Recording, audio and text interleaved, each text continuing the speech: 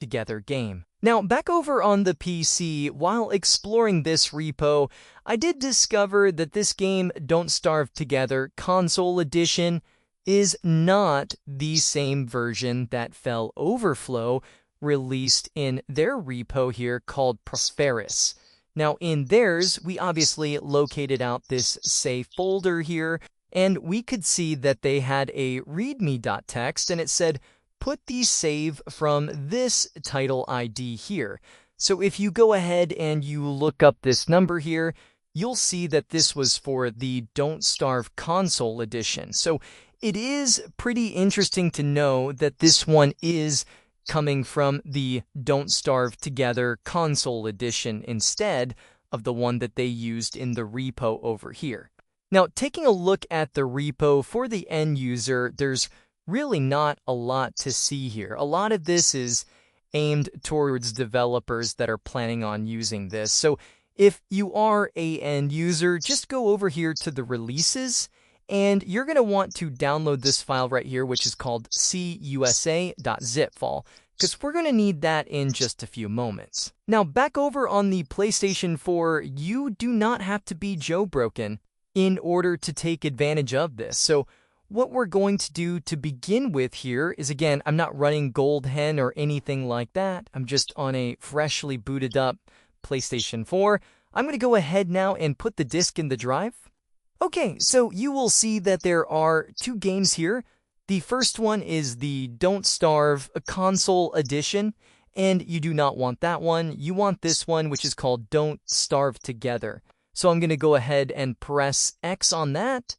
And at this point, it is going to go ahead and get that game installed to my local hard disk drive. Okay, so now that has finished copying over. And if I go ahead and check out the information here, we can see that right there, we are on 1.25.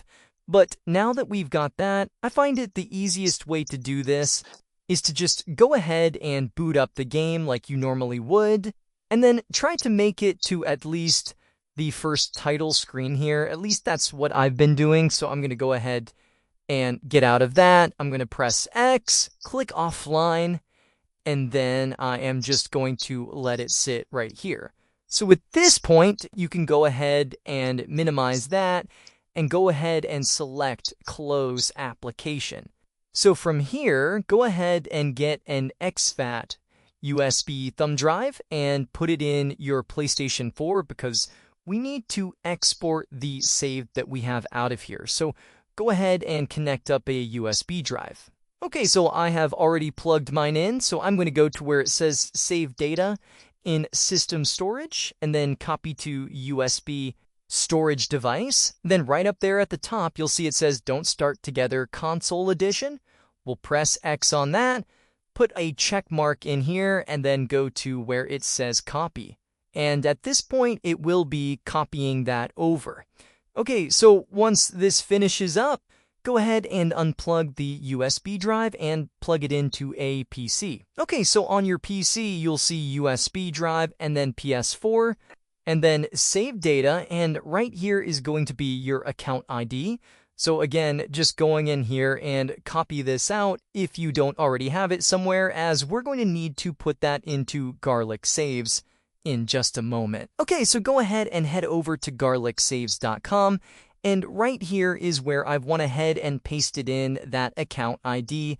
This is the one which maps up with the 7C right here. So if you don't see yours in the list, then just go ahead and create a new profile. Then from there, we're going to go to where it says Resend, and we are going to select the appropriate account ID. So go ahead and extract the save somewhere that you downloaded from GitHub, and you're going to want to drag and drop both of these files. They are titled save and then save.bin directly into this box, and then click on Start Resign.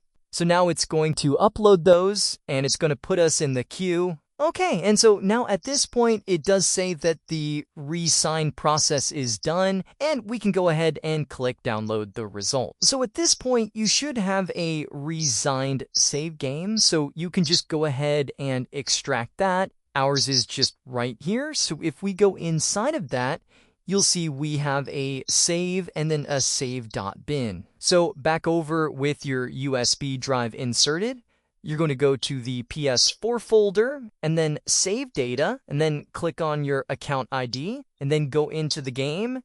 And you are going to take these two files that came from Garlic Saves and you are going to copy those over on top of the ones that's currently on the USB drive. So at this point, take out the USB drive and plug it in your PS4. Now, back over on your PlayStation 4, let's go back to Settings, and we're going to scroll down to Application Save Data Management, and then Save Data on the USB storage device, and we're going to select Don't Starve. We're going to put a check mark right there, and we are going to select Copy. Now, it's going to ask you, do you want to override the save file? And you absolutely do.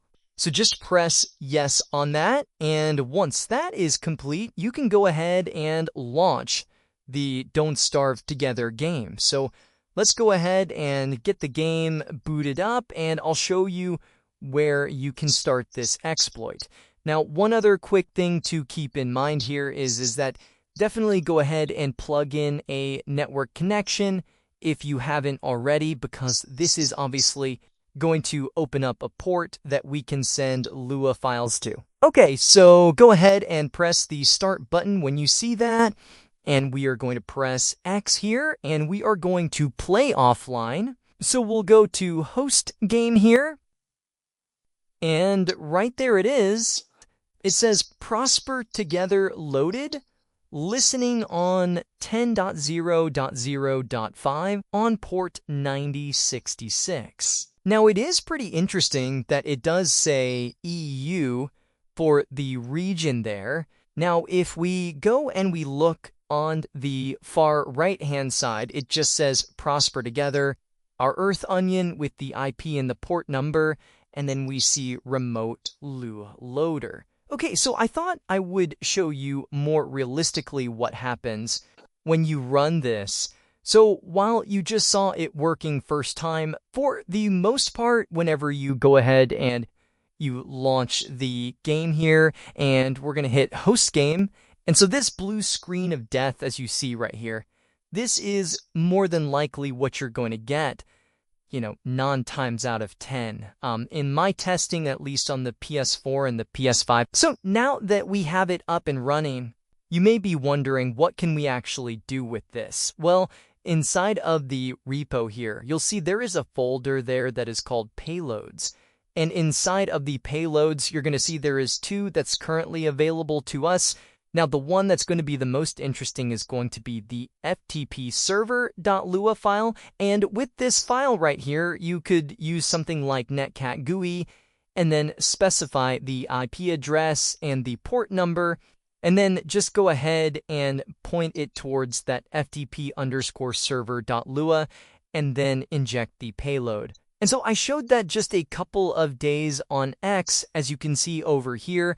And well, really, that's just about it for what you can do with this, at least as of this moment. Now, I am going to leave you with some additional footage of just exploring the disk. Let's go ahead now and let's go into PS4 Explore first. Let's go ahead and click on that, and we're going to go to root access. We're going to scroll down here, go into mount, and then disk, and there is the contents of this disk. So we can see for the PlayStation 4, there is an update here, and right there you can see this one is around 2017, so this one's going to be quite an older firmware here. And then there is an add CONT folder, so if we look at that, we can see right there is the CUSA00158. So this is the additional content. So inside of this, you can see here is for the Don't Starve game, and there is just a small PKG file. And then it looks like this is the other downloadable content as well. So pretty cool that the DLC is on the disk. Let's go into the app folder. And then if we go down, we'll see a BD folder here. And we've got a metadata.pkg. and param.sfo. And if we go back, we can go into the license folder here. There is a couple of different riffles, and then right there is the patch. So it does look like this one does include the patch as well. So if we go to that, you can see the patch there running around 634 megabytes, as well as the other game. Thanks so much for watching. Don't forget to like the video and subscribe if you haven't already. Michael